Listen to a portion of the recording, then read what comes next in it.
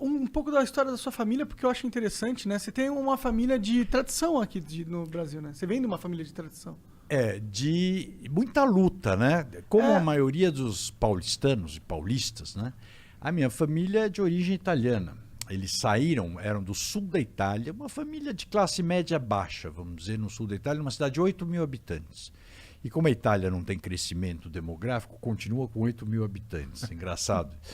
E eles vieram para cá... de 1800 e 1886. Pouco, né? Aí. E esses imigrantes, que é a maioria dos bisavós de quem está nos ouvindo... A minha família, inclusive, pai de mãe é italiana.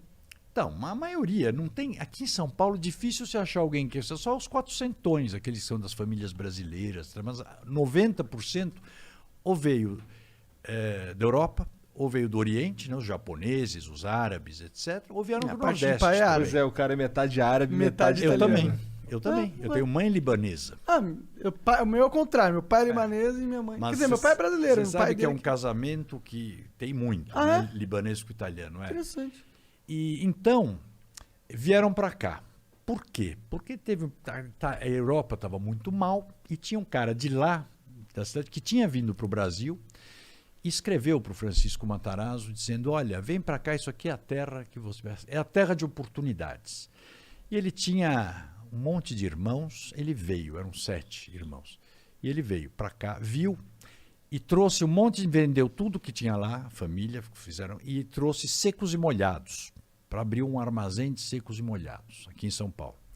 O navio chegou no Rio de Janeiro. Na hora de fazer o transbordo, né, de levar a mercadoria do navio para o porto, pôs numa barcaça. Aí a barcaça afundou. Então, perdeu tudo.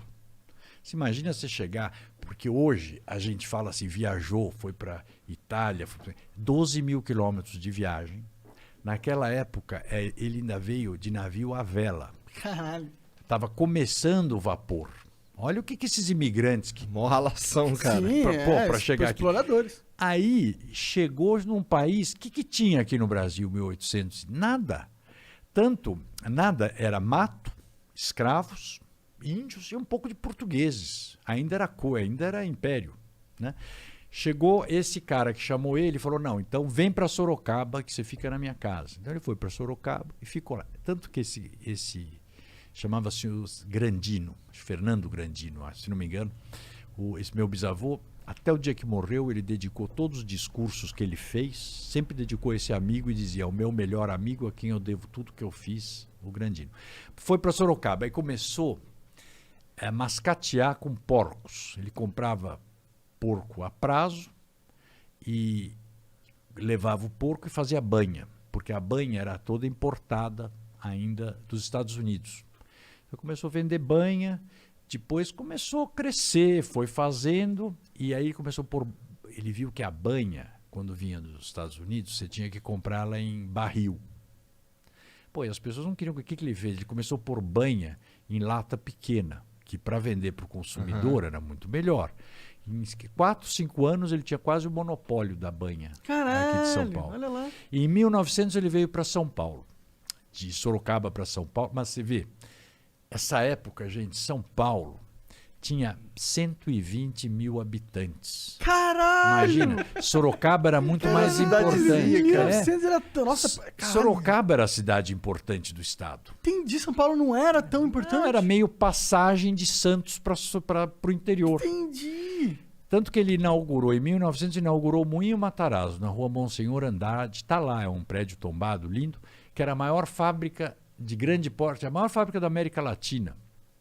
Isso ele fez de 1886 até... Uma fábrica do quê? Desculpe, de farinha? Fábrica de farinha, um moinho. Farinha. Porque ele já nesse período, acho que sua namorada, que craque, sabe?